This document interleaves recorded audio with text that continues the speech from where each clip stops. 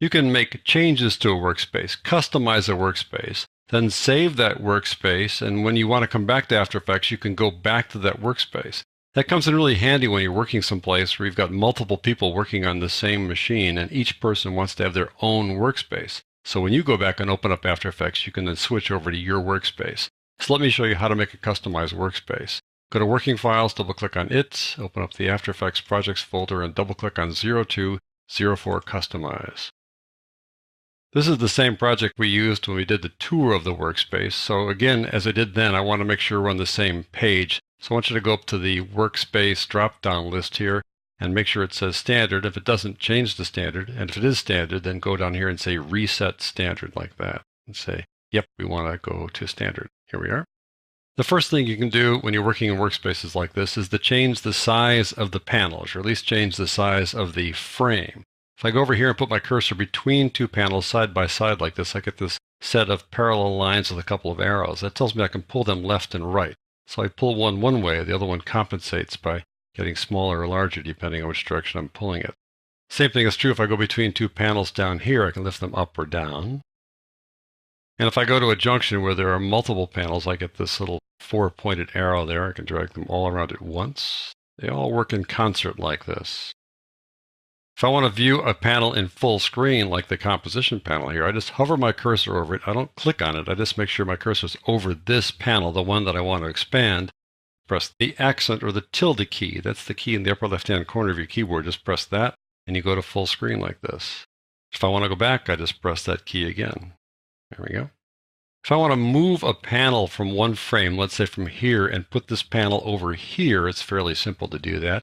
Every panel has a gripper. You see the gripper in the upper left-hand corner there? Those little dots, like two parallel lines of dots. Every panel has a gripper that allows you to move it around, grab a hold of it, and drag it. Now, in fact, the entire tab is the equivalent of the gripper, but that little guy indicates that you can grip this thing. So I'm going to drag this thing around, and as I drag it out, notice how we get these little rectangles and trapezoids where we go around, these purple rectangles and trapezoids. This indicates where it'll go if you let go of the mouse button. If I let it go here, it'll create its own frame and sit there by itself between the project panel and the composition viewer, the composition panel. If I go here, it'll reside inside the frame with the project panel, so there'll be two panels there, a panel group. To the left here, it'll be to the left of that project panel. Now it'll be below it, that kind of stuff. If I go right to the edge, it turns green. That means it's going to go right along the entire left edge. I'll let go to show you that. So now we have this panel here taking up the entire left edge, but it only has this much stuff in it, so it's kind of a waste of real estate, right? So go back and grab the gripper again. And again, it doesn't have to be right there on the dots. It could be anywhere in the tab here. I grab the tab and pull it around. I want to put it in with the project panel, so I'll just let it go here. And now it's included in the project panel. You can go over here and see you have two guys now. So we'll call this a frame and a panel group. I'm going to add a couple more panels to this group and fill it up. So I'm going to go get the audio panel over here and drag it over. Put it inside there. There's three of them now. Get the preview panel, put that inside there as well. Now I'm going to compress this down a bit just to cut down on the real estate for a real purpose here. As I do this, you notice you can't see all the tabs anymore. So if you want to navigate amongst the tabs, you just need to move this scroll bar to find all the tabs that are there. So if I want to go back to the project panel, I can click on that again. I'm going to expand the view a little bit. Now that I've made all these changes, it's getting kind of messy. So I'll revert back to the standard workspace. I'm going to show you a different way to do that. Instead of going to this drop-down list, I want to go to the window menu. Inside there's this other menu for workspace, and you can see it looks exactly the same as this guy over here. The same drop-down list here, you'll see over here on the window menu, workspace. I want to reset standard again. So yep, there we go. Sometimes instead of moving a panel from one frame to another, you might want to float the panel. I want to float a layer panel while I look at the composition panel. So I'm going to go over here to the Masks comp and double click on Tennis Background to open it up inside a layer panel. So you get the layer viewer, layer panel, and the composition viewer, the composition panel over here. I want to see both of them at the same time. So I'm going to make a floating panel. I'm going to take the gripper here and pull it out. And notice, by the way, if I click over here, I can't use this as a gripper. You can usually use the tab as a gripper, but here the tab is no longer a tab, it's a drop-down list. So I'm going to go grab the gripper here and pull it out. As I pull it out, I get those same rectangles and trapezoids as before, but now I'm going to hold down the Control or the Command key, Control in Windows, Command in Mac, and now it's going to float as I move it around. And I'm going to let go of the mouse button now. And then now I can let go of the control of the command key. And now it's a floating panel, and I can adjust its size independently of the rest of the panels here. So if I want to look at the composition panel and the layer panel at the same time, I can. Sometimes it's good to do this because you might be working inside the layer panel, but you really can't see your results as well in the layer panel as you can over in the composition panel, where you're looking at the results relative to all the things in the composition. Here you see it only related to that one layer. So sometimes you want to float your panel like this. But most times when you do want to see both at once, you take this thing and instead of making it floating, you just put it next to it over here and you see them side by side. If I want to delete a panel, I just click on the X in the upper right-hand corner. So I'm going to go over here and drag this to the right and click on the little X, and that takes that panel out of the scene. It goes away there completely. We can always bring it back again, of course, but now it's gone from the workspace.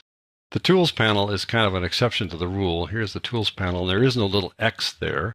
There is a gripper bar right here, though. If I touch it, just click on it, it immediately makes it a floating panel. And as you move it around, now it looks like it doesn't want to be a floating panel anymore. It wants to actually settle down someplace. So it floats for a while, but as long as I grab the gripper, it wants to go back inside some other group or back by itself up here. So I'll drag it up to the top again, put it there again. And I click on it again at once, and now it's the floating panel. If I grab up here, it stays a floating panel. If I grab the gripper, then it turns into this panel that wants to reside with other panels. So let me take it back up to the top. There we go. So let's add a panel. I want to add the Effect Controls panel. So I go Window, Effect Controls panel. Now where is that? It's not in this alphabetical list because it's a viewer. So here's the viewer down there, Effect Controls. Click on that. That adds the Effect Controls panel. And by default, it puts it up here with the Project panel, which is actually a good place to put it. Let me slide this to the left so you can see both the Project panel and the Effect Controls panel. So this is the way I normally work. I like to have both of these guys present up here in the upper left-hand corner. So now that I've made these changes, I want to save this as a customized workspace. The way to do that is go to this drop-down list here, or go to the window menu to this little drop-down list over here. In any event, I'm going to go to this one because it's more accessible. Click the drop-down list, and then it says New Workspace. Click on that. I'm going to type in Jeff's Workspace, like so. And now we have a customized workspace called Jeff's Workspace. So I'm going to switch over to something else and come back to it. So we'll go to Paint, like that. You see the composition over here and the layer panel here. That's because you paint on the layer panel and watch your work in the composition panel. Now let's switch back to mine. Click this and go to Jeff's Workspace. There we go. We're back and you see that we have the Effect Controls panel and the Project panel all together in the upper left-hand corner, which is what we want. Let's say I want to change this now. I'm going to, let's say, take the Info panel here and put it inside here with the preview like that. So now we have those two guys together. We've got preview and info there. Now I want to save this as my updated version. So I go over here to the drop-down list again. Say New Workspace. It doesn't say update your workspace. It just says New Workspace. So I'm going to type in Jeff's Workspace again. And click OK. And it's going to say, hey, this one already exists. You sure you want to overwrite it? Yep, I do. Okay, now it's overwritten. Again, we can switch between the two and see what happens if we do the two here and go back to this one again. There we go. We got those two guys inside that frame, which is what we wanted. Now let's say I want to delete my workspace. Well, I can't delete the open workspace. Right now, my workspace is currently open. So if I go to Delete Workspace, my workspace will not be in this drop-down list. So I need to get out of this workspace if I want to delete it. So I'm going to go back to the standard workspace like so. And now I want to delete my workspace. So go down here, click on Delete Workspace, and now my workspace will be in this drop-down list. I select it and say OK, and now that workspace is gone. It's no longer in this drop-down list. So that's how you can change the workspace, save it as a customized workspace, and then update it, or if you want to, delete it.